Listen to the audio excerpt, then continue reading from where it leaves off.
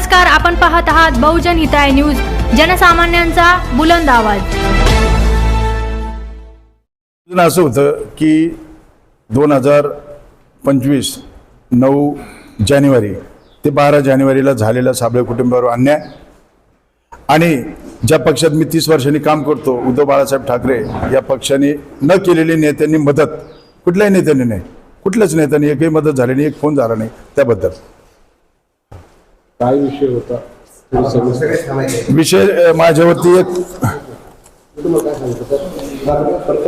पासून तिथे ताबा आहे। 14-14 क्षेत्र असेल, 14-21 असेल, 14-54 असेल, 14-14, 15-54, 15-52 असे जे काही क्षेत्र असेल तिथं आमच्या वडिलांचं पोझिशन म्हणजे देखरेखीखाली आम्ही होतो। त्या कुटुंबाशी आमचे संबंध आजही चांगले आहेत, आताही चांगले आहेत। पण जागेवाले त्याला 15-54, 14-14 देण्यासाठी, एकामेकाचा कार्यक्रम लावण्यासाठी जमिनीचा व्यवहार बाहेर होतो, कब्जादार आम्ही असतो। आमच्याशी फक्त कब्जा सोडण्यासाठी काय मिळेल त्या पद्धतीने साबळे कुटुंब या लोकांना मदत करत असते।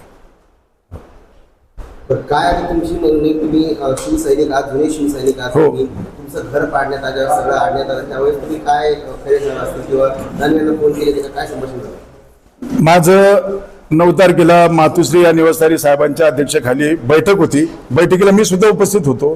पक्षाचे नेते आदरणीय खैरे साहेब होते, विरोधी पक्ष नेते दानवे साहेब सुद्धा होते आणि इतर पदाधिकारी सर्व होते।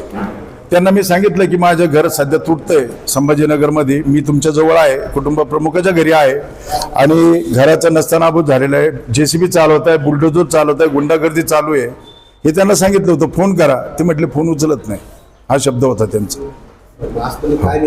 आज निर्णय घेतला की पक्षाने कुठंच मला मदत झाली नाही आणि करणार नाही भविष्यामध्ये। मी एवढंच हात जोडून सगळ्या संभाजीनगरच्या शिवसैनिकांना सांगेल, प्रामाणिक शिवसैनिकांना, बाबांनो, रतनकुमार गोविंदराव साबळे शाखा प्रमुखापासून, उपशहर प्रमुखापासून तर उपजिल्हा प्रमुख झाला, त्याला कधी 5,000चं सुद्धा नेत्यांनी पत्रक दिले नाही किंवा 10 लाखाचं तर दूरच सोडा, 5 रुपयाची मदत सुद्धा घेतली नाही।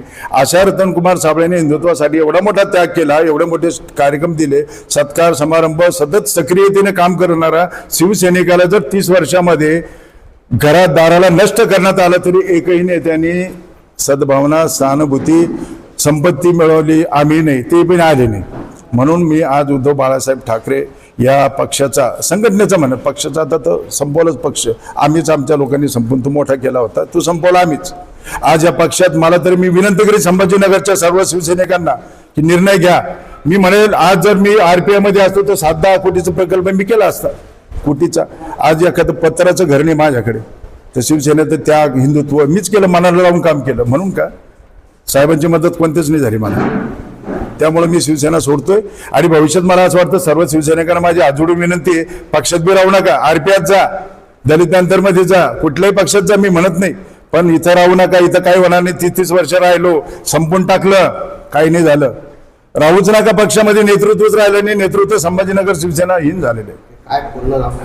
मी रतनकुमार गोविंदराव साबळे, उपजिल्हा प्रमुख, आज राजीनामा जाहीरच करतो मी, दिला म्हणून।